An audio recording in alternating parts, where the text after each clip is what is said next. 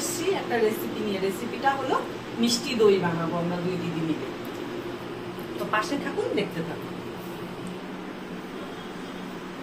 কড়াইটা গরম হয়ে গেছে, এখন 1 চামচ ঘি দিব আমি কড়াইতে।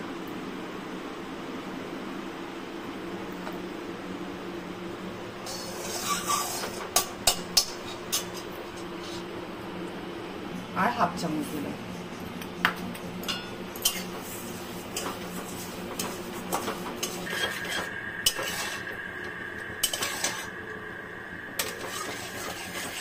এখন দুধটা দিয়ে দিব, ক্যারামেলটা তৈরি হয়ে গেছে। আমি 1 লিটার দুধ দিয়ে করছি।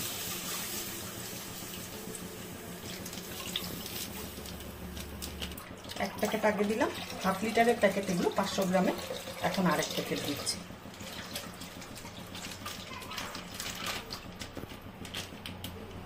এটাকে এখন ভালো করে জাল দিয়ে এটাকে 1 লিটারকে আমার 1/2 লিটারেরও কম করতে হবে। করে তারপরে ঘনত্বটা আসলে পরে তারপরে আমি বাদ বাকিটা 7 স্টেপটা আমি দেখাচ্ছি কি করে করছি। এইভাবেই আমার মা করতো, আমার এটা মার থেকেই শেখা রেসিপিটা। দুই অনেকে অনেক রকম করে করবে। হ্যাঁ, কিন্তু আমার মা মাটির ভাঁড়ে করতো। আমি এখন যেমন ভাপে করব, এটা স্টিলের টিফিন বাটিতে করব, কিন্তু আমার মা মাটির ভাঁড়েই করতো। গরম কাপড় দিয়ে পেঁচিয়ে নিয়ে রেখে দিত। আমার যত রান্না বান্না আমি পিসিদের থেকে মার থেকেই শিখছি। সত্যি কথা যেটা, আমি আমাদের বাড়িতে এত রেসিপি না, আমার দরকার পড়ে না কারো রেসিপি। দই খায় না, খালি ওরা বাপ বেটি। এই পাত্রে আমি দইটাকে ভাপাবো, তাই এটার মধ্যে একটু ঘি দিয়ে ঘিটাকে মাখিয়ে নিচ্ছি।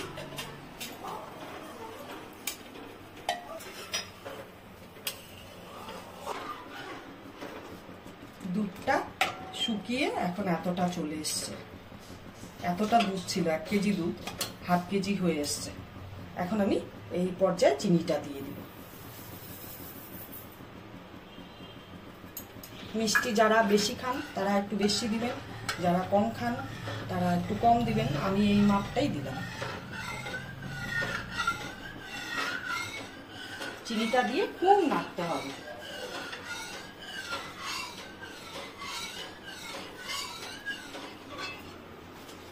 हो गया मेरा।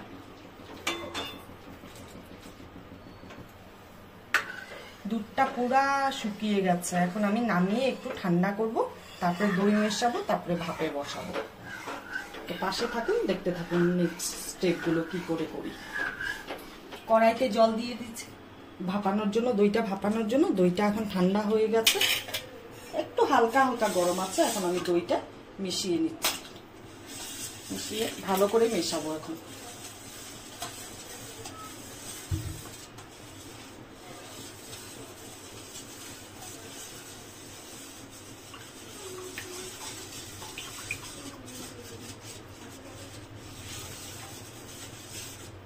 এটা দিয়ে মেশানোর আছে যে এটা।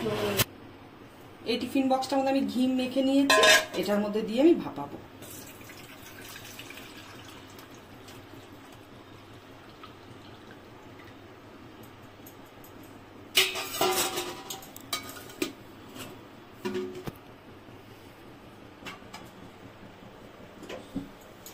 दस থেকে 15 মিনিট ভাপাবো, তারপরে দেখাবো নেক্সট স্টেপটা।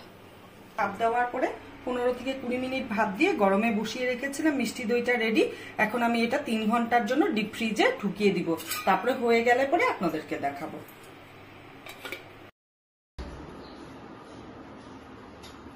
দইটা বের করে নিয়ে এসেছি, এবার আমি দইটা দেখাচ্ছি। কি সুন্দর জমে গেছে, দারুণ সুন্দর হয়েছে দইটা, একদম জমে গেছে। কি সুন্দর হয়েছে, দারুণ হয়েছে, একদম চাপা চাপা হয়েছে, একদম দারুণ।